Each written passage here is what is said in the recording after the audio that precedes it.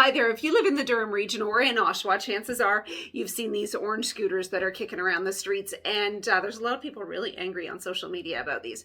So today, I'm going to present the facts and dispel some of the rumors. This is Curbside with Crystal.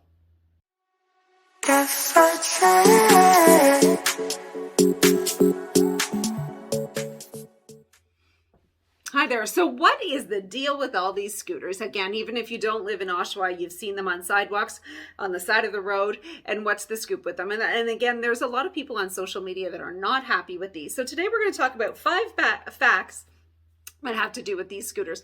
And the number one is, are they city funded? And the answer is no. These are owned and operated by a private company, Bird and Neuron, and they created the scooters. They're involved with picking them up and charging them and doing all of that stuff. So none of your tax dollars are going towards these scooters.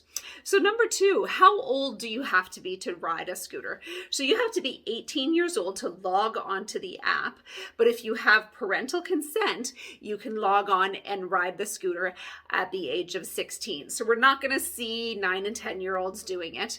And if you are 18 or older, you don't have to wear a helmet. So those between 16 and 18 do have to wear a helmet.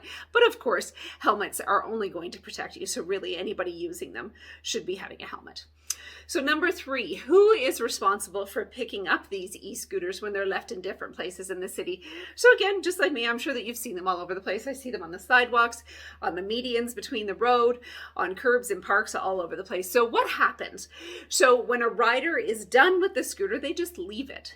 Now, all of the scooters are equipped with geocoding, so the company knows exactly where they are, and they know their battery life as well. So they'll go pick them up, charge them, and then drop them off, and they'll be ready for the next user. So they haven't been just dumped, and they're going to be, garbage or trash, or somebody's going to pick them up.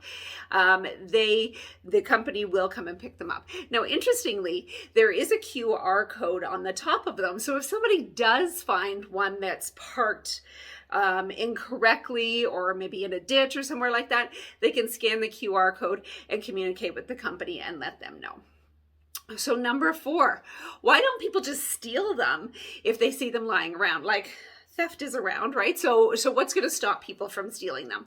So as I said, they are equipped with geotechnology and geofencing, and they can be located. So really, this is going to deter people from theft and from putting them in places that they shouldn't be and different things like that.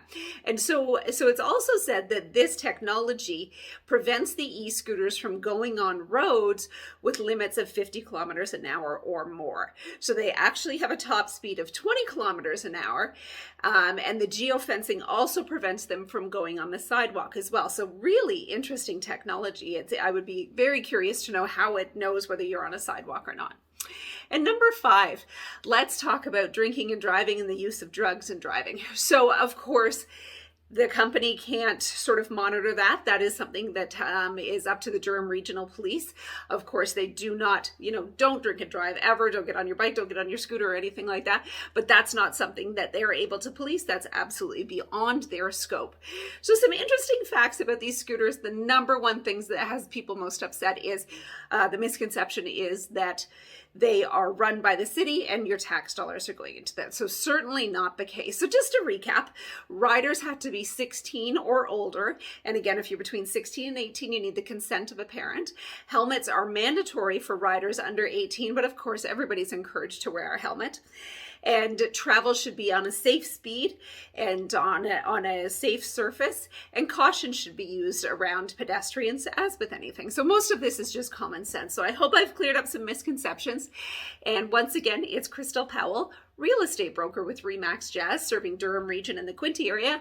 And if you're thinking about buying or selling, have any questions about the market or all things real estate, just call Crystal. Talk to you soon.